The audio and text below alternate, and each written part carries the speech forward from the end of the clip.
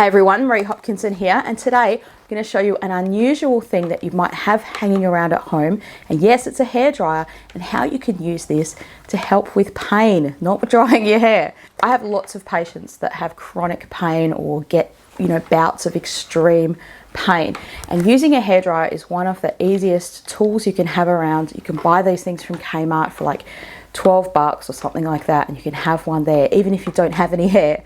Even if you don't have a hairdryer for your hair, you need one for your pain. So what are we going to do with this for our pain, and why is it so useful? So what hairdryers do obviously is they create heat, and what kind of heat they create is a very dry kind of heat.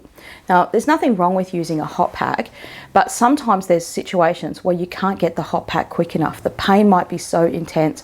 When might that be? Like if you've been lying in bed and you wake up in the morning and you're like, your back, wow, it's so stiff, you can't get out of bed, and you're the only one there and you don't have anyone there to help you. So I have some patients that are in that kind of situation, and I've advised them to just keep a hairdryer plugged in next to their bed, not turned on obviously, just there.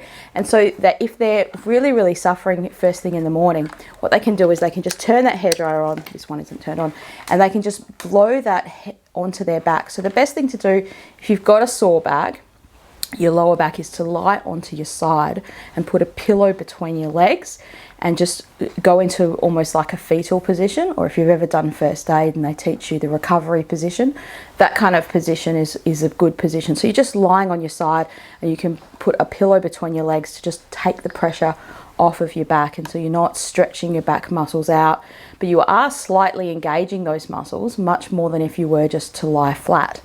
Now, sometimes what can happen after patients have acupuncture, even for instance, I've found that sometimes their back muscles completely relax so much from lying face down with the acupuncture in. When they try to get up, it's like, oh, it just all stiffens up again.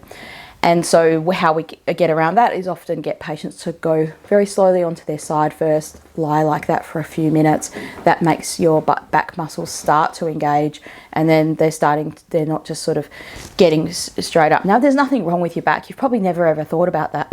You probably just jump out of bed every morning like there's nothing wrong, and I hope that is the case for you. But if you're in that extreme kind of pain, it might not be your lower back, it could be your neck.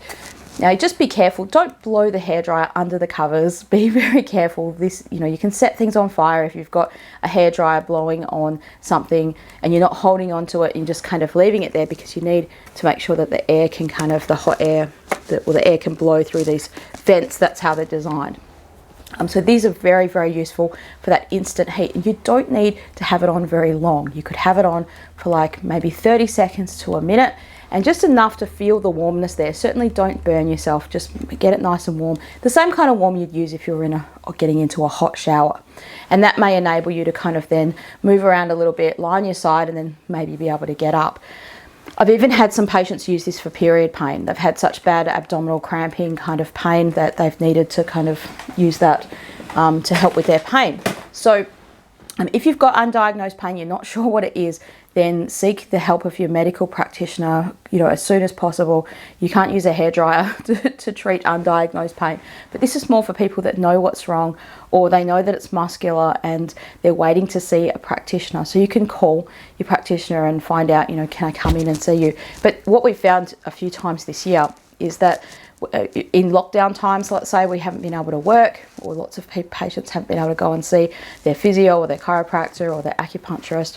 And so that's what I do in my clinic. I see patients for lots of conditions, but lots of chronic pain type of conditions I come across a lot, and that's how I've kind of learned about using that hairdryer technique, and it's helped a lot of my patients. Using a hairdryer is something very simple, but it just activates heat into the area. And what heat does is it makes blood vessels expand, and so when that's happening, more blood flow is kind of getting into that area. So I hope that's been useful and helpful to you, and I look forward to seeing you again on another video soon.